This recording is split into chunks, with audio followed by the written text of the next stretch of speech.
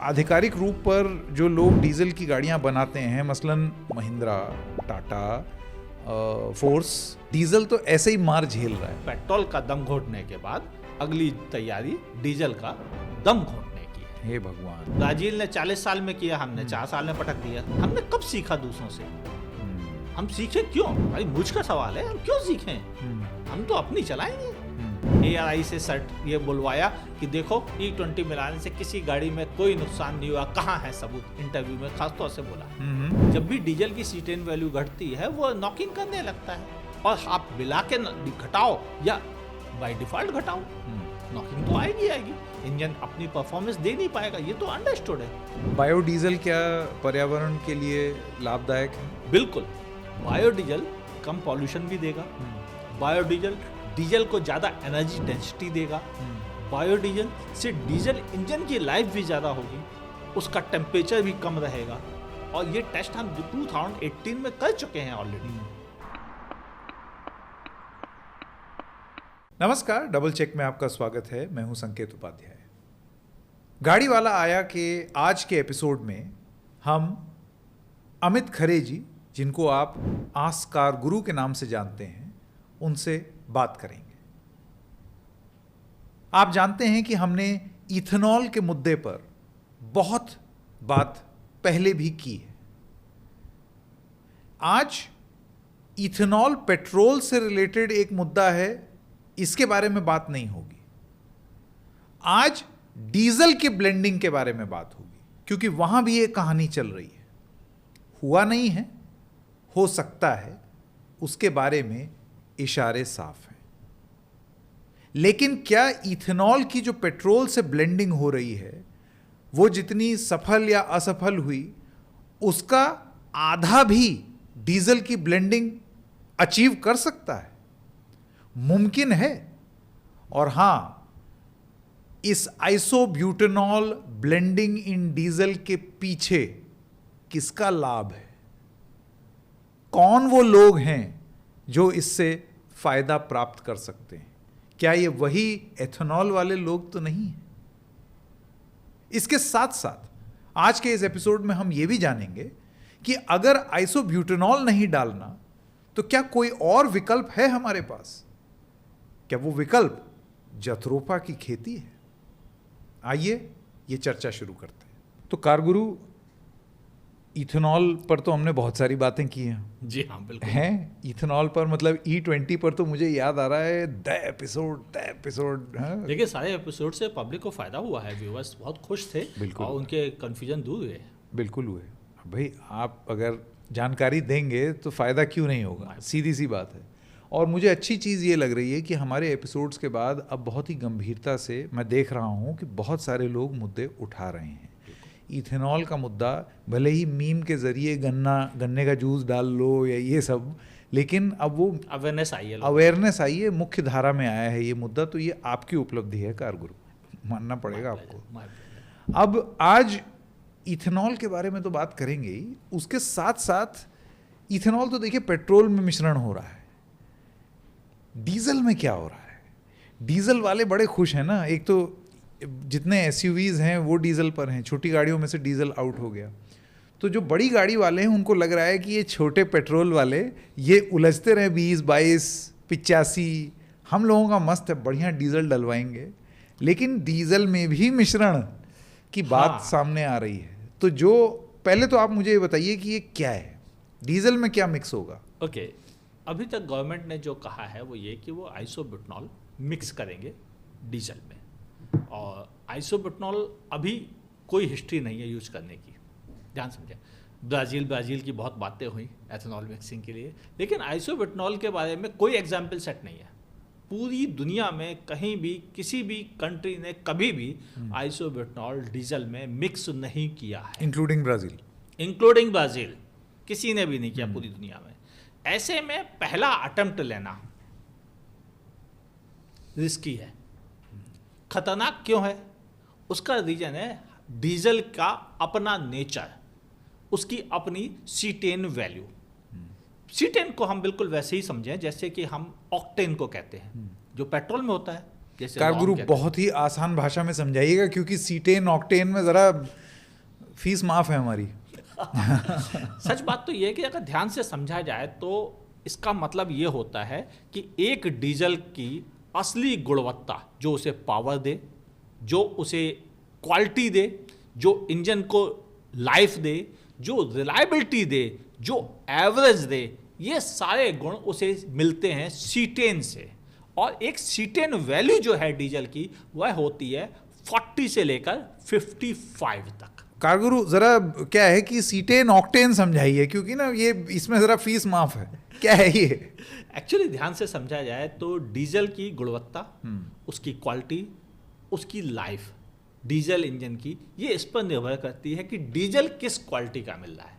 और डीजल की असली पावर जो होती है उसे हम सीटेन में कैलकुलेट करते हैं, बिल्कुल वैसे ही जैसे हम पेट्रोल में ऑक्टेन से कैलकुलेट करते हैं। पेट्रोल में एक प्लस पॉइंट था कि एथेनॉल की ऑक्टेन वैल्यू ज़्यादा थी, जिसकी वजह से अगर आप उसे मिला रहे थे तो पेट्रोल की गुणवत्ता में केवल एनर्जी डेंसिटी कम हो रही थी, लेकिन पेट्रोल ज़्यादा बेटर बन रहा था। क्यों? पेट्रोल की नॉकिंग कम हो रही थी, इंजन को अच्छी परफॉर्मेंस बनी रहती थी, तो वो सारे बेनिफिट उसे इंजन को मिल रहे थे पेट्रोल में एथेनॉल मिलाने से। लेकिन आइसोब्यूटेनॉल की क्या है, उसकी सीटेन वैल्यू है कम, वो है 15 से 25 केवल।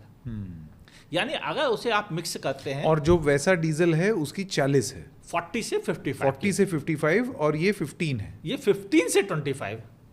अगर यानी कि आधे से भी कम। आधे से अगर हम 10% भी मिक्स कर देते हैं तो क्या होगा कि डीजल में उसकी सीटेन वैल्यू ड्रॉप होके आ जाएगी 30-32 के आसपास, और ये इंजन को अच्छा परफॉर्म नहीं होने देगी। इंजन लड़खड़ाएगा, उतनी पिकअप नहीं ले पाएगा, उतना टॉर्क नहीं ले पाएगा, इंजन लैगी सा फील होगा, एवरेज भी कम देगा। ये आप वो कह रहे हैं जो एग्जिस्टिंग डीजल इंजन है? हाँ, नहीं, एग्जिस्टिंग हो या नए हो या पुराने हो, यहां पर खेल बिल्कुल अलग है। नहीं, सपोज अगर ये आइसोब्यूटेनॉल, एक सेकंड का गुरु, अगर आइसोब्यूटेनॉल को फर्ज कीजिए कि I10 डीजल बोल करके मार्केट में उतारा जाता है, और फिर ये कहा जाता है कि अब से जो डीजल के इंजन बने वो I10 कंपैटिबल हो। एक्चुअली यहां पर एक ट्विस्ट है।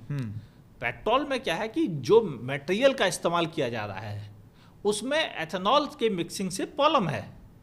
डीजल में ये प्रॉब्लम बहुत निग्लेजिबल है, उसे काउंट ना भी करें तो चलेगा। अच्छा। लेकिन यहाँ प्रॉब्लम दूसरी है, यहाँ इंजन पर सीधा असर है। यहाँ इंजन ही उतनी परफॉर्मेंस ही नहीं दे पाएगा, उतना एवरेज ही नहीं दे पाएगा। इंजन का असली काम क्या है? जैसे फर्ज कीजिए पेट्रोल के लिए कहा जाता है कि एवरेज 3 से 10% के आसपास गिर जाएगी अगर आप इथेनॉल मिक्स करेंगे। तो if you were to mix 10% isobutanol in diesel, हम कितनी एवरेज ड्रॉप के बारे में सोच रहे हैं? अगर हम 10% मिक्स कर रहे हैं तो ये मान के चलिए लगभग 4 से 5% एवरेज ड्रॉप होगा। लेकिन 10% मिक्स करने से कई बड़े इंजन वो परफॉर्मेंस नहीं दे पाएंगे। मतलब जो एक डीजल के इंजन में जो एक हनक होती है, एक जो पावर होता है, टॉर्क होता है, हाँ, वो टॉर्क उतने बेहतर ढंग से डिलीवर नहीं होगा, वो नॉक करके मिलेगा।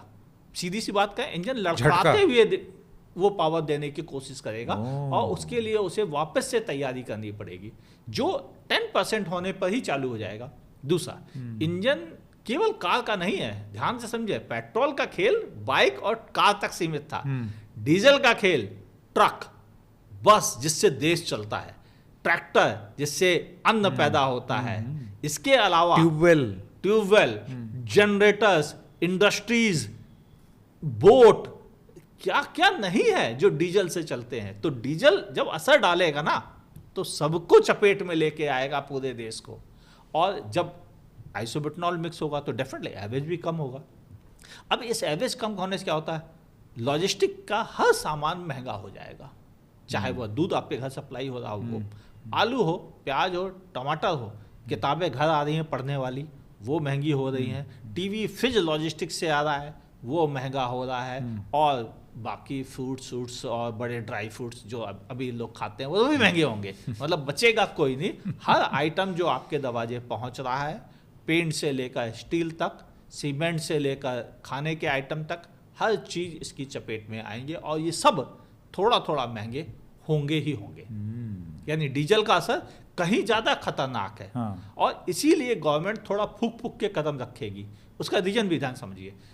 डीजल का सबसे बड़ा कंज्यूमर इंडियन ट्रांसपोर्ट एसोसिएशन है। करेक्ट। जो बहुत स्ट्रांग एसोसिएशन है। अगर उन्होंने चक्का जाम किया, आपकी अर्थव्यवस्था बैठ जाएगी, एक झटके में बैठ जाएगी। तो मुझे ये बताइए कि जब इसके बारे में, क्योंकि इतनी बात तो हो ही रही है, हम लोग देख ही रहे हैं, बात हो रही है, तो इस बातचीत के बीच में इसकी सुगबुगाहट क्या इस ट्रांसपोर्ट एसोसिएशन तक पहुंची है? क्या वो कोई ज्ञापन या प्रतिनिधि मंडल लेकर के गए हैं कि सुनिए ऐसा ना करिए? मेरे पास ऐसी कोई इन्फॉर्मेशन नहीं है कि ट्रांसपोर्ट इंडस्ट्री ने क्या इसको समझा है, क्या उन्होंने अब तक स्टेप उठाए हैं, या वो सिर्फ वेट कर रहे हैं कि गवर्नमेंट पहले तय करे क्या करेगी, वो क्या कीमत कम करके हमें कंपनसेट करेगी, पहले वो तय कर लें, फिर हम अपना मुंह आगे बढ़ाएंगे। क्योंकि ऑलरेडी ट्रांसपोर्ट इंडस्ट्री दो चीज़ों से परेशान है। एक फास्टैग वाले खर्चे से, टोल टैक्स से वो ऑलरेडी काफ़ी मतलब परेशान है। दूसरा, ट्रकों पर लगने वाले नए नए नियमों से वो बहुत परेशान है।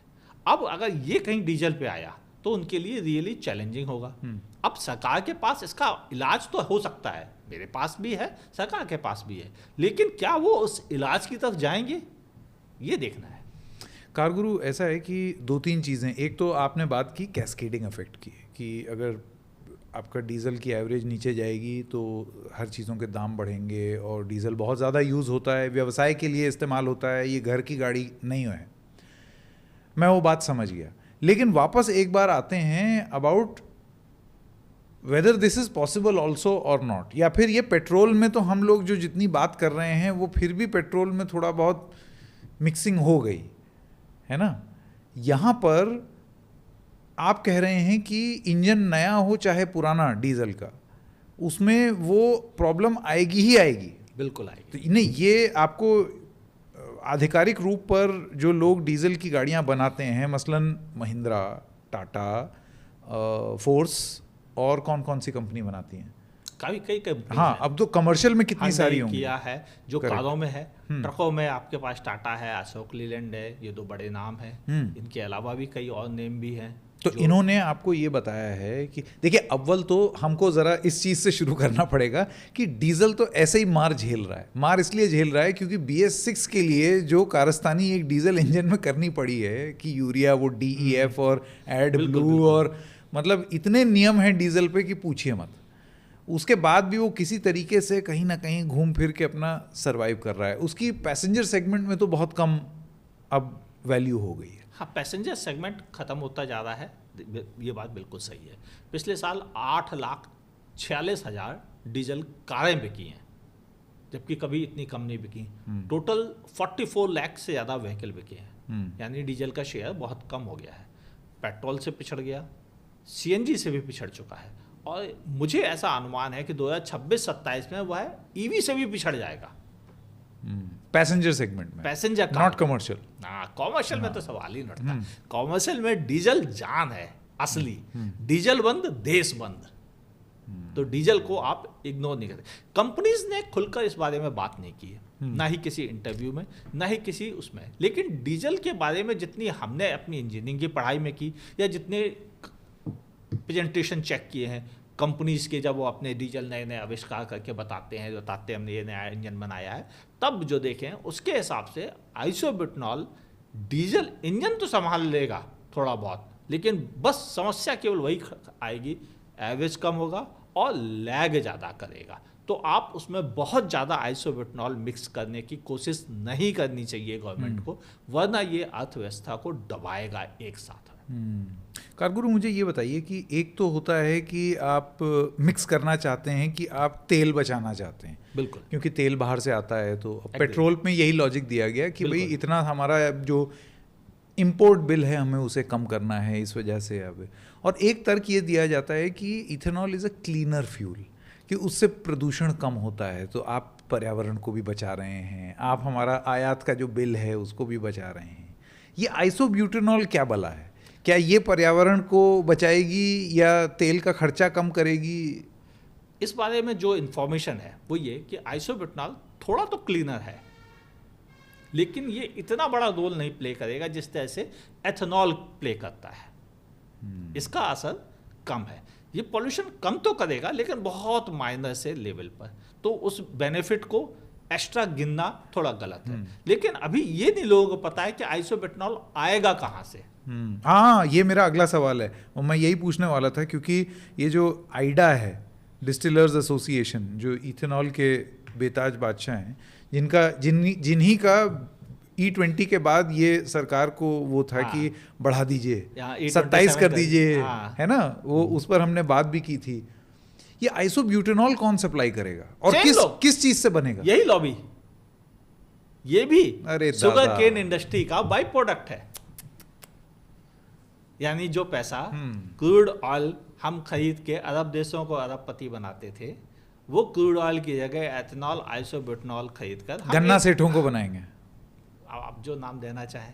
नहीं, धन्ना सेठ होते हैं और गन्ना सेठ होते हैं। अब वो गन्ना सेठ तो नहीं है, वो शायद गन्ने को प्रोसेस करने वाले सेठ है। वही। अब वो सेठ में बहुत सारे लोग हैं, आईएस लॉबी है, उनके भी अपनी एथेनॉल फैक्ट्रीज हैं, कई एमपी एमएलए उनकी एथेनॉल फैक्ट्रीज हैं, कई अपोजिशन के नेताओं की एथेनॉल फैक्ट्री हैं, और बड़े वाले नेताजी जिनके दोनों बच्चों की एथेनॉल फैक्ट्री है, वो तो हम जानते ही हैं। बिल्कुल। तो, और वही आइसोब्यूटेनॉल भी बनाएंगे। यानी पेट्रोल का दम घोटने के बाद अगली तैयारी डीजल का दम घोटने की है। हे भगवान। और आपका ये कहना है कि ये इस लॉबी को, जाहिर सी बात है, ये बेनिफिट करेगा। हाँ बिल्कुल, वैसे ही आप ध्यान से समझे, जब पहली बार बात हुई थी E20 की, तब नेताजी ने एक वर्ड यूज किया था, पेट्रोल लॉबी। शायद वो तो एक्चुअल में एग्जिस्ट ही नहीं करती थी, लेकिन ethanol lobby word proper exist करता है, उसके लोग मौजूद हैं, उसकी एसोसिएशन बनी हुई है, वो एसोसिएशन मांग रख रही हैं, ज्ञापन दे रही हैं सरकारों को। तो अरे सरकार के एकदम लगते जिगर हैं वो भाई, जो सरकार के लगते जिगर हैं या सरकार उनकी लगते जिगर है, अभी तो मुझे पता नहीं, या वो मंत्री जी उनके लगते जिगर हैं, जो भी हैं। फिलहाल एक्चुअल में ये लॉबी बहुत ज़्यादा स्ट्रांग है और यही फोर्स कर रही है। और आइसोब्यूटेनॉल का भी इरादा सारी दुनिया में नहीं होता है, उसको भी इंडिया में चालू करवाने के पीछे कहीं ना कहीं घूम फिर के यही लोग हैं। कारगुरु, इसमें एक लॉजिक ये दिया जा सकता है कि ज़रूरी थोड़ी है कि दुनिया में कोई उदाहरण हो और उसी से सीख करके हम उस ट्रेंड को फॉलो करें। ये भी हो सकता है कि हमने कभी सीखा ही नहीं। ब्राजील ने 40 साल में किया, हमने 4 साल में पटक दिया। हमने कब सीखा दूसरों से? हम सीखे क्यों? हमारी मुझ का सवाल है, हम क्यों सीखें? हम तो अपनी चलाएंगे। ब्राजील को 40 साल लगे इस कंडीशन में पहुंचने में कि एथेनॉल वाली गाड़ियां भी उसके पास थी, तब उसने एथेनॉल सप्लाई की। एक्चुअली कारगुरु, ये ज़्यादा टाइम देने से फ़ायदा ये हो गया ब्राज़ील में, मैं तो इसका एक इमीडिएट एडवांटेज ये देख रहा हूँ कि एक गाड़ी की जो शेल्फ लाइफ होती है वो 40 साल में फेज आउट हो गई। यानी कि जो पुरानी गाड़ियां हैं वो बहुतायत में नहीं होंगी वहां पर, बिल्कुल नहीं बची। अब नई गाड़ियां होंगी और लोगों के पास विकल्प है। सबसे बड़ी बात तो ब्राजील में नोजल हैं सब अलग अलग। एक और भी चीज़ है, ब्राजील में अगर 25 साल पुरानी गाड़ी भी है तो उस 25 साल पुरानी गाड़ी में ऑलरेडी E20 रेडी थी। वो इंडिया में तो सिर्फ 3 साल पहले रेडी हुई है। ये प्रॉब्लम थी कि आपने एग्जाम्पल भी नहीं लिया। हम लोगों को बोला ब्राजील में होता है इसलिए तुम मान जाओ, अब किसको बोलोगे? कहाँ होता है जो हम मान जाए? सही बात है, कहीं नहीं होता। डीजल के लिए बिल्कुल नहीं होता, कहीं नहीं होता। ये और दूसरी चीज, जिस चीज को मिलाना चाहिए डीजल में जिससे डीजल खराब ना हो, उसके बारे में कोई बात ही नहीं कर रहा। रुकिए, अभी इस पर आएंगे कि what should be mixed in diesel. मैं लिख लेता हूं ताकि भूल ना जाऊं। डीजल इंस्टेड, ठीक है, ये मैंने लिख लिया। इस पर बाद में आएंगे। और इथेनॉल में भी जो आप बोल रहे हैं ब्राज़ील मॉडल, उस पर भी आएंगे। वापस एक बार डीजल पर लौटते हैं। आपका ये कहना है कि इथेनॉल में हमारे पास ब्राज़ील का एक उदाहरण था, ब्राज़ील में भी मैं देखता हूँ वो नोज़ल अलग अलग है। बिल्कुल। यहाँ आज एक बहुत बड़ी, मुझे ऐसे लगता है कि it should involve the supreme court और व्हाटएवर, मतलब यहाँ हल्ला कटना चाहिए इस देश में इस बात में कि भाई मेरी गाड़ी मेरा हक। मुझे पानी की जगह ज़बरदस्ती कोल्ड ड्रिंक अगर पिलाया जाएगा तो वो पानी की कमी पूरी नहीं करेगा। शरीर को अगर पानी चाहिए तो वो पानी ही पिएगा। उसी तरीके से अगर कोई पुरानी गाड़ी है और वो अगर 100% पेट्रोल ही मांगती है तो उसको आप ज़बरदस्ती क्यों गला पकड़ करके उसमें 20% मिक्स इथेनॉल डाल रहे हैं? एक नली दे दीजिए। तो ये एक बहुत बड़ा सवाल है। एक्चुअली गवर्नमेंट चाहती ही नहीं थी देना, क्योंकि उसे पता था अगर ऑप्शन देंगे तो एथेनॉल कंज्यूम ही नहीं हो पाएगा। क्योंकि पब्लिक फिर वो वाला फ्यूल खरीदने लग जाती जिसमें कम एथनॉल मिक्स था, और उनको तो एथनॉल बेचना था। एथनॉल लॉबी इसीलिए तो कह रही है कि साहब 20% में क्यों गए, ऐसे 30 लेके आइए, हमारे पास एथनॉल ओवर स्टॉकिंग है। अरे वो आप पुराना पेट्रोल थोड़ा प्रीमियम पे बेच दीजिए भाई, अभी भी होता है ना N95 पेट्रोल या फलाना ऑक्टेन पेट्रोल। कैसे प्रीमियम बेचे? पेट्रोल की कीमत कम है, एथनॉल की कीमत ज्यादा है, और एथनॉल पे गवर्नमेंट प्राइस तय कर रही है। एथनॉल ओपन मार्केट में ला दीजिए, जो सस्ता बेचेगा उससे इंडियन ऑयल खरीदेगी, उससे भारत पेट्रोलियम खरीदेगा, उससे खरीदेगा, ऐसा होना चाहिए। लेकिन एथनॉल की तो प्राइसिंग फिक्स करवाई गई है एथनॉल लॉबी ने, ताकि हमें इतना पैसा मिलता है, हमें इतना पैसा कम से कम। जबकि आपको पता है कारगुरु नीति आयोग की एक रिपोर्ट थी इथेनॉल ब्लेंडिंग और इन सब चीज़ों को लेकर के, और उसमें ये चीज़ साफ लिखी थी कि अगर आपको लोगों के बीच में इसकी स्वीकृति बढ़ानी है तो आप इस तेल का दाम भी कम कर सकते हैं, क्योंकि इथेनॉल सस्ता होगा पेट्रोल से। यहाँ तो कहानी उल्टी हो गई। नहीं, उसमें अभी एक और भी था ना, हाँ, कि एक लीटर एथनॉल बनने में 2600 लीटर पानी खर्च होता है। करेक्ट। कहाँ है वो रिपोर्ट? हटवा दी गई वो तो। अब किसने हटवाई ये तो गॉड नोज। नेताजी ने हटवाई, उनके चमचों ने हटवाई, या IAS अफसरों ने हटवाई, या एथेनॉल लॉबी ने हटवाई, या नीति आयोग को खुद लगा कि यार सच बोलना जरूरी नहीं है, आज डिलीट कर देते हैं। खैर, इथेनॉल पर हम लोग दोबारा चले गए क्योंकि ये जाहिर सी चर्चा की बात है। पर एक बार वापस डीजल पर लौटते हैं, क्योंकि आप ये जान लीजिए दर्शकों कि डीजल में अगर कुछ गड़बड़ हुई, डीजल की गाड़ियों में गड़बड़ हुई, तो यहाँ तो पेट्रोल में तो आपकी गाड़ी में जंग लगेगी, लेकिन डीजल से अगर कुछ छेड़छाड़ हुई तो देश के जीडीपी पर जंग लग सकती है। ये वो जंग है जिसके बारे में बात की जा रही है, और ये भी वो तेल है आइसोब्यूटेनॉल जो आप ये कह रहे हैं यही इथेनॉल लॉबी वो प्रोवाइड कराएगी। कारगुरु, इसको लेकर के जब बातें, जाहिर सी बातें हो रही होंगी, तो आपको क्या पता चला है? क्या रिप्रेजेंटेशन डीजल मैन्युफैक्चरिंग कंपनीज जो डीजल इंजन बनाते हैं उनसे क्या बात हुई है सरकार की? अभी किस स्टेज पर है ये? कहीं ऐसा, मेरा सवाल ये इसलिए है कहीं ऐसा ना हो कि हम पैनिक फैला रहे हो, वो नहीं होना चाहिए। एक्चुअली क्या है कि वो भी वेट कर रहे हैं, कम से कम एक गवर्नमेंट की तरफ से लेटर तो आए कि हम ये चेंज करने का प्लान कर रहे हैं। वैसे तो उन्होंने तब भी नहीं किया था जब वो एथेनॉल अचानक से लेके आ गए, बोले 2030 वाली टाइमलाइन हमने 2025 में अचीव कर ली, अपने शाबाशी खुद ही पीठ ठोक के दे दी, जबकि एक्चुअल में वो हमारे लिए शिद्दत पैदा कर गया।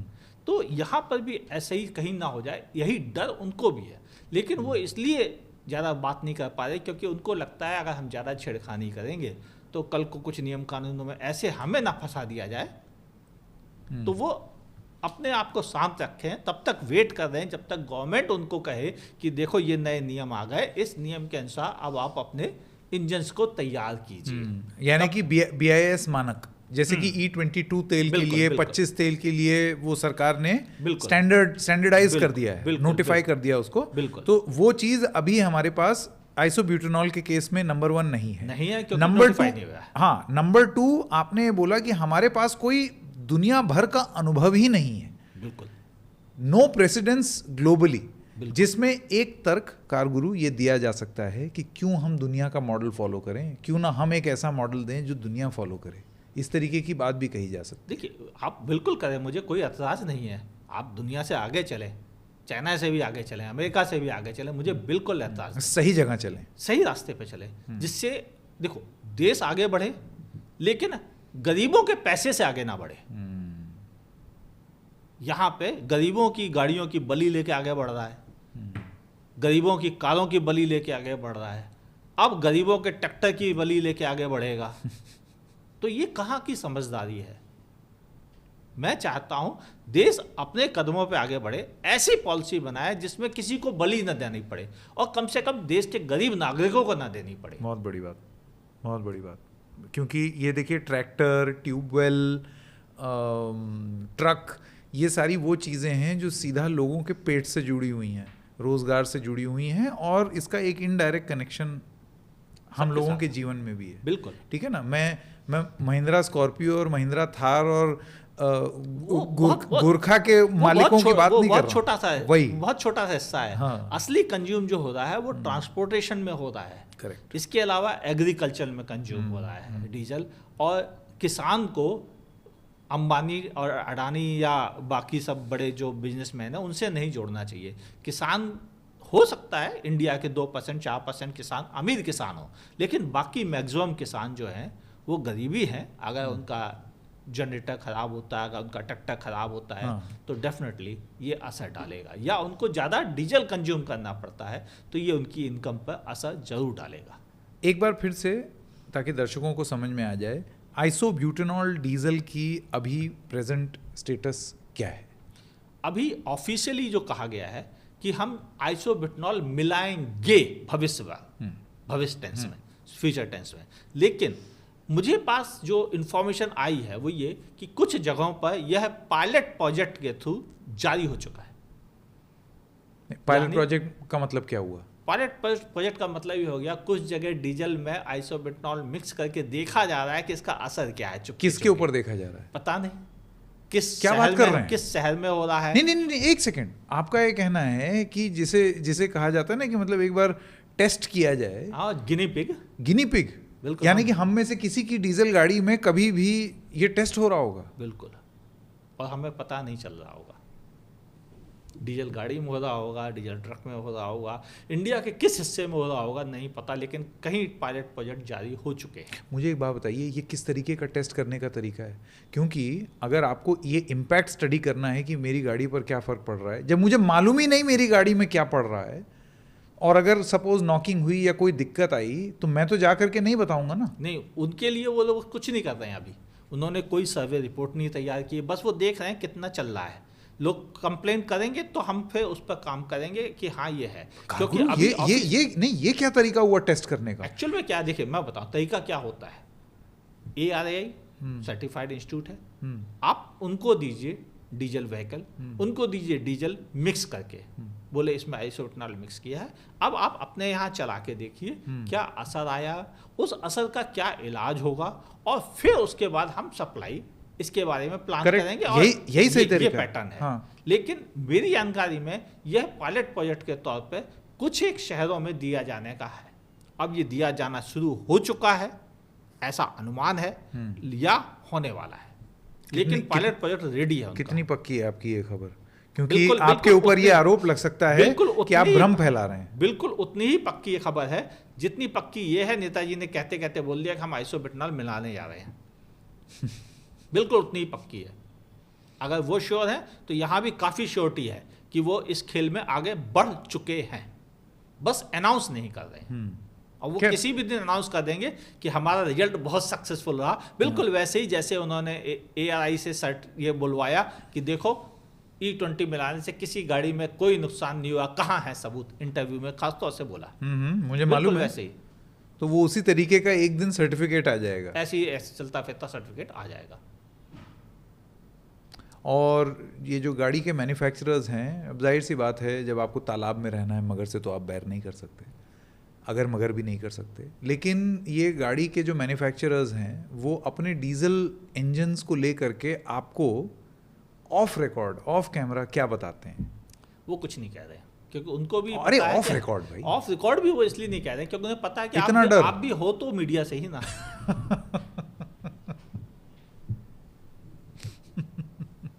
कौन सा वाला एक्चुअल में सांप है ये किसी को नहीं पता। आपकी कितनी भी अच्छी गुडविल हो, आप हैं मीडिया के, तो आपसे डर तो रहेगा कि आप क्या किस भावनाओं के साथ आगे बढ़ा दो। तो इसलिए नॉर्मली कंपनीज इस बारे में बात नहीं करें, बोले जब आएगा हमारे पास तब हम इसके बारे में। तो फिर आपको ये जानकारी कैसे हुई कि आइसोब्यूटेनॉल डीजल में उस तरीके से ब्लेंड मिक्स करके वो भी परफॉर्मेंस नहीं दे पाएगा जो इथेनॉल ब्लेंड करके पेट्रोल में दे रहा है? देखिए, दोनों की C10 वैल्यू खुद इटसेल्फ चुगली कर देती है, आपको कोई रिसर्च करने की जरूरत नहीं मिक्स करके। जब आपको पता है कि C10 वैल्यू 15 और 25 है और उसे आप मिक्स करेंगे तो वो 40 से घट के 32 रह जाएगी, तो असर तो आएगा ही। जब भी डीजल की C10 वैल्यू घटती है वो नॉकिंग करने लगता है, और आप मिला के घटाओ या बाय डिफॉल्ट घटाओ, नॉकिंग तो आएगी। इंजन अपनी परफॉर्मेंस दे नहीं पाएगा, ये तो अंडरस्टूड है। तो इसका तोड़ क्या है? मैं आज की डेट में अगर एक ट्रांसपोर्टर हूँ, किसान हूँ, या फिर एक ग्राहक हूँ शहरी जो अपना सामान का इंतज़ार कर रहा है और किसी न किसी तरीके से डायरेक्टली और इनडायरेक्टली डीजल पर निर्भर है, क्या मैं चीज़ों के महंगे होने का अब इंतज़ार कर रहा हूँ आगे के दिनों में, जहाँ मेरा सामान महंगा हो जाएगा और सरकार ये बोलेगी कि देखिए देश को कितना फ़ायदा हो रहा है?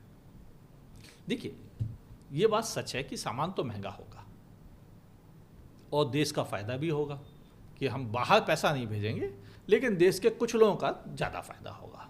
ये बात बिल्कुल सही है। मसलन इथेनॉल लॉबी, हाँ, उनका फ़ायदा तो डेफिनेटली होगा, लेकिन जो किया जाना चाहिए उसे क्यों इग्नोर कर दी, ये समझ में नहीं आया। आइए अब उस सवाल पर आते हैं जो मैंने नोट कर लिया था पहले। आपने ये बोला कि डीजल में आप आइसोब्यूटेनॉल मिलाने पर पूरा जोर दिए हुए हैं क्योंकि ये भी वही डिस्टिलर्स मुहैया कराएंगे, लेकिन डीजल में ऐसा क्या मिला देना चाहिए जो कि बहुत ज़रूरी है इस देश के लिए? आपने बोला कि हम जो चीज़ हमें मिक्स करनी चाहिए हम वो तो कर नहीं रहे हैं, ये क्या है? ये है बायोडीजल। बायोडीजल की एक सबसे बड़ी खासियत क्या है, आप उसका सारा रॉ मटेरियल इंडिया में अवेलेबल हो सकता है। बहुत ज़्यादा तो क्वांटिटी में नहीं हो है, लेकिन काफ़ी क्वांटिटी में अवेलेबल हो सकता है। बायोडीजल की खासियत क्या है, पहले तो ये समझना होगी। बायोडीजल की C10 वैल्यू 50 से लेकर 65 होती है। मेन डीजल से भी ज़्यादा? मेन डीजल से भी ज़्यादा। यानी अगर बायोडीजल मिलाते हैं तो डीजल सुपर डीजल बनता है, और आइसोब्यूटेनॉल मिलाते हैं तो डीजल पुअर डीजल बनता है। और दोनों ही चीज़ें जो आप मिक्स करते हैं वो देश के अंदर हो सकती हैं। बायोडीजल क्या पर्यावरण के लिए लाभदायक है? बिल्कुल। बायोडीजल कम पॉल्यूशन भी देगा, बायोडीजल डीजल को ज़्यादा एनर्जी डेंसिटी देगा, बायोडीजल से डीजल इंजन की लाइफ भी ज़्यादा होगी, उसका टेम्परेचर भी कम रहेगा।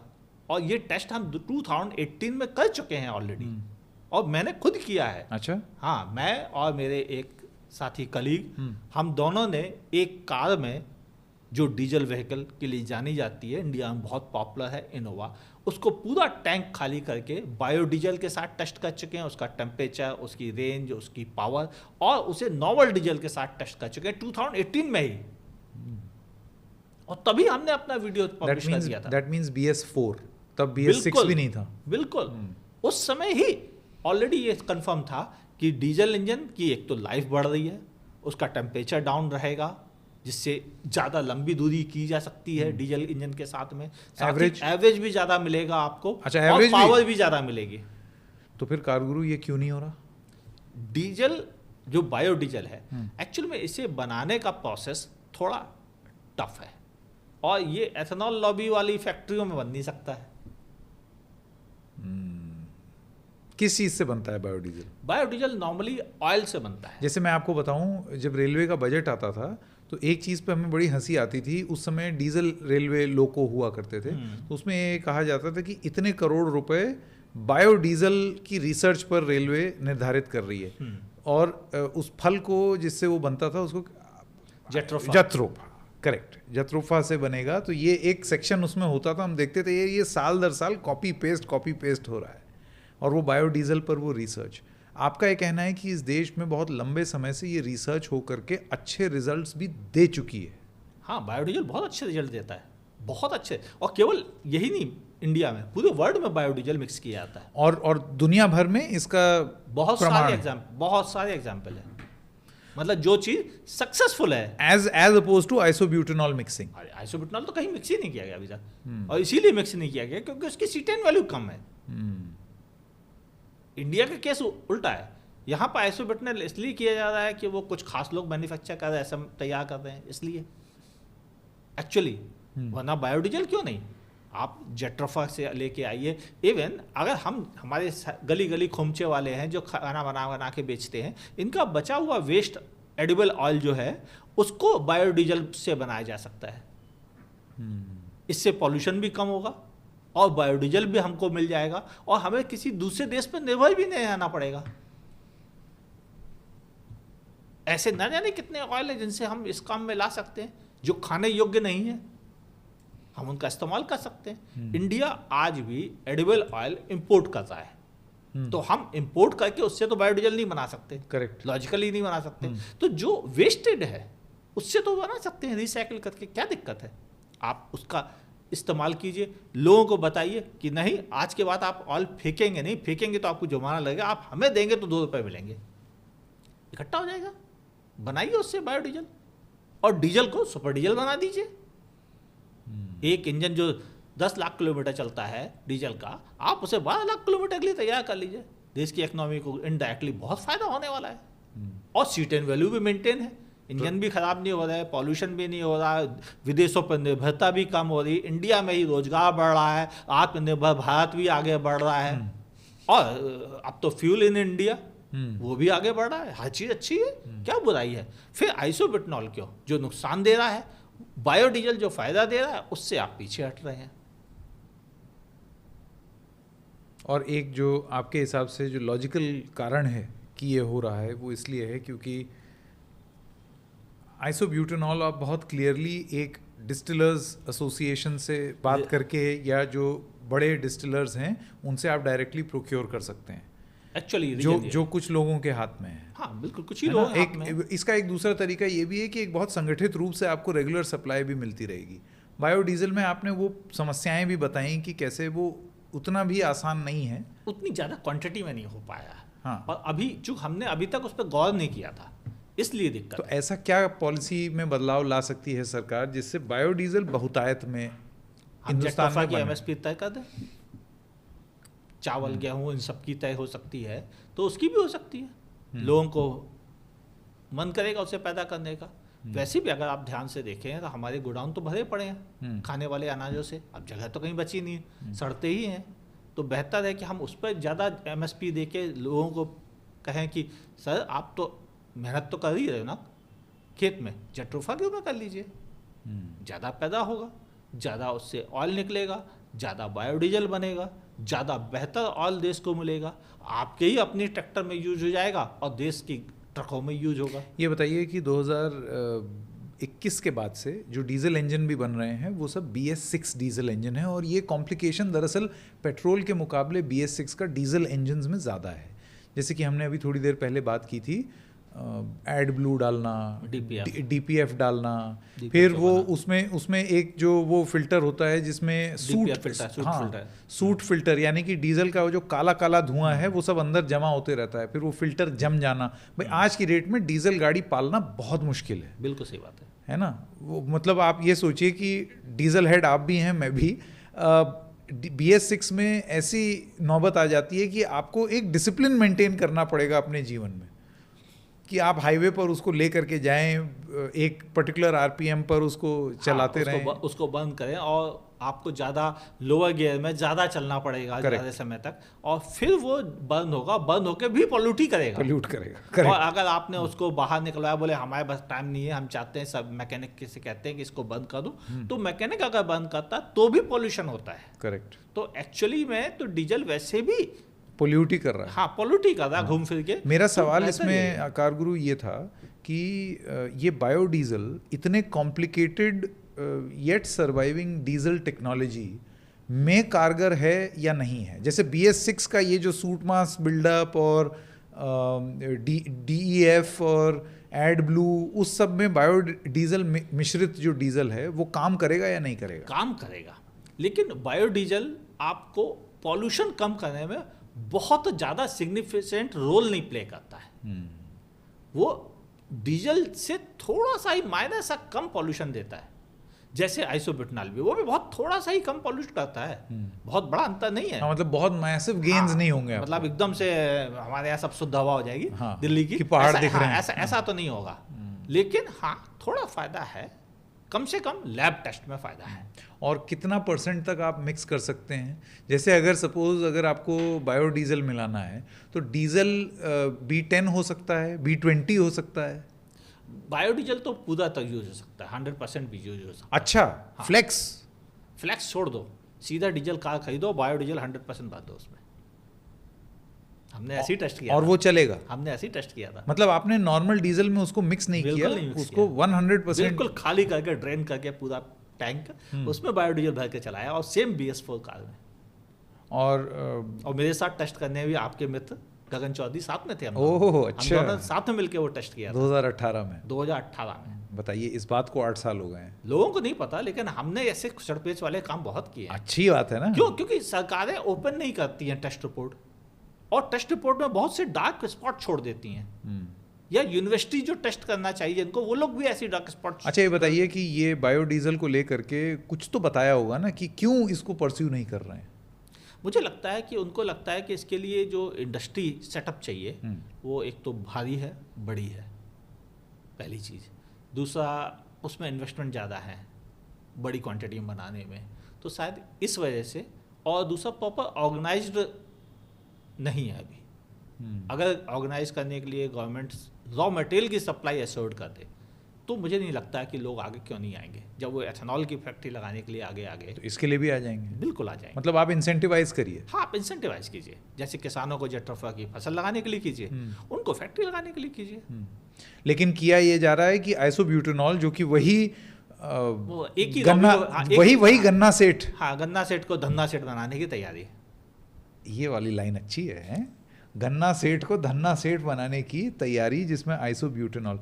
कारगुरु, आखिरी सवाल और उसके बाद फिर हम बात ख़त्म करेंगे। ये बताइए कि क्या हो अगर आपके ऊपर ये आरोप लगाया जाए कि ये भ्रम फैला रहे हैं आइसोब्यूटेनॉल को लेकर के, देखो फिर आप क्या बोलेंगे? देखो, हाउ श्योर आर यू? आरोप लगाना बहुत आसान है भाई। नेताजी भी तो ये कहते हैं कि हम पर आरोप लगा रहे हो आप, तो आरोपी तो है ना वो, ना तो उनको कोई चैनलाइज कर रहा है। और रही बात मेरी, अगर मैं भ्रम फैला रहा हूं तो आप टेस्ट रिपोर्ट सामने लाइए, टेस्टिंग मेथड को ही सामने लाइए कि हमने ये टेस्टिंग मेथड से फॉलो किए, और इस टेस्टिंग मेथड में आइसोब्यूटेनॉल इतने % और इस ढंग से इतनी ज़्यादा C10 वैल्यू लेके आया। आप हमें बता दो। मेरी मोटी बुद्धि, जो मैंने अपनी इंजीनियरिंग में पढ़ा, वो ये कि C10 वैल्यू अगर आइसोब्यूटेनॉल की 15 से 25 के बीच में है और उसे 40 से 55 के साथ मिक्स कर दिया जाएगा तो 30-32 ही बचेगी C10 वैल्यू। ये बेसिक हमने इंजीनियरिंग में, हमारे गुरुओं ने हमें यही सिखाया था। और अगर आपके पास कोई ऐसी इंजीनियरिंग है कि आइसोब्यूटेनॉल में एक बार फू कर देते हैं तो वो उसकी C10 बढ़ जाती है, तो मुझे बिल्कुल एतराज नहीं है। बस आप प्रूफ करके बता दो कि हमने ये एक बार फूका था और इससे बढ़ गई थी उसकी C10 वैल्यू और फिर वो बढ़िया हो गया, तो मुझे बिल्कुल एतराज नहीं है। मैं मान लूँगा हाँ हो गया होगा भाई, बढ़िया। फिर जब आप बेचोगे तो हम उसे टेस्ट करवा लेंगे किसी लैब में, इंडिया के बाहर सब जगह टेस्ट हो जाते हैं, करवा लेंगे, कोई दिक्कत नहीं। तब तक हम भी कहेंगे चलो ठीक है, आप अपनी बात तो कहो कम से कम कि ऐसे बढ़ गई है। तो अगर आप लोग चाहते हैं कि सरकार खुल करके सामने आए कि भाई आप ये जो भी मिक्स करना चाहते हैं इसमें ऐसा ना हो कि मेरा मौजूदा डीजल इंजन खांसता हुआ फिरे, खौं खौं खौं दिल्ली के प्रदूषण में जैसे लोग हो जाते हैं, वैसे ही हमारे डीजल इंजन भी हो जाएंगे कि नॉक कर रहा है, कांप रहा है, हिल रहा है। यही सब सिम्टम्स आप बता रहे हैं, बिल्कुल यही लक्षण होंगे उस बीमारी बिल्कुल के। यही लक्षण होंगे, और इसका इलाज भी है। ऐसा नहीं कि इलाज नहीं है। आपको आइसोब्यूटेनॉल 10% मिक्स करना है, आप 20% बायोडीजल मिक्स कर दो, दोनों मिलके वापस 40% पहुंच जाएंगे C10 वैल्यू में। सब बढ़िया चंगा सा। करेक्ट। आप ये कह रहे हैं कि आपके पास बायोडीजल का उतना महंगा इंफ्रास्ट्रक्चर नहीं है, तो फिर वो आप मिक्सिंग उस तरीके से कर दीजिए। बिल्कुल। अच्छा, मुझे बहुत अच्छा लगा कि इस बातचीत में हम सॉल्यूशंस के बारे में भी बात कर रहे हैं। मतलब अगर आपको मिक्स ही करना है और अपना बिल, इंपोर्ट बिल कम करना है तो उसके सॉल्यूशंस मौजूद हैं, इंडिया में ही मौजूद, इंडिया में मौजूद है, और कोई प्रॉब्लम नहीं है। इंडियन ऑयल के पास भी रिसर्च है ऑलरेडी। आप चाहें उनसे बोले कि हमें बायोडीजल की रिसर्च पेपर्स निकाल के दीजिए, आप हमें आइसोब्यूटेनॉल की नई करके दीजिए, और दोनों के मिक्सिंग का एक सेटअप फार्मूला दीजिए कि इतने % बायोडीजल, इतने % आइसोब्यूटेनॉल अगर हम डीजल में मिक्स करते हैं तो उसकी C10 वैल्यू 40 से 55 के बीच में ही मेंटेन रहेगी, और इससे हम इतनी इंपोर्ट ड्यूटी बचा पाएंगे या इतना इंपोर्ट बिल कम कर पाएंगे। तो ऐसा बड़ी दिक्कत की चीज़ नहीं है। अगर वो मुझे ही साथ में बैठा दें तो सुबह से लेकर शाम तक की मीटिंग में निकाल देंगे। क्या बात है। ओपन ऑफर, सरकार ओपन ऑफर यहाँ कारगुरु दे रहे हैं। कम से कम आप ये मत बताने की कोशिश कीजिए कि सब कुछ आप ही को पता है, और लोगों की भी सुन लीजिए, क्योंकि ये सिर्फ अब कुछ लोगों के इंजन का सवाल नहीं है, ये देश की अर्थव्यवस्था का सवाल है। क्योंकि जब बात डीजल पर आएगी तो आपकी और मेरे देश पर आ जाएगी, आपकी और मेरी गाड़ी पर नहीं आएगी। सीधी सी बात है, सब कुछ महंगा है। कारगुरु, बहुत मज़ेदार बातचीत, धन्यवाद। Thank you.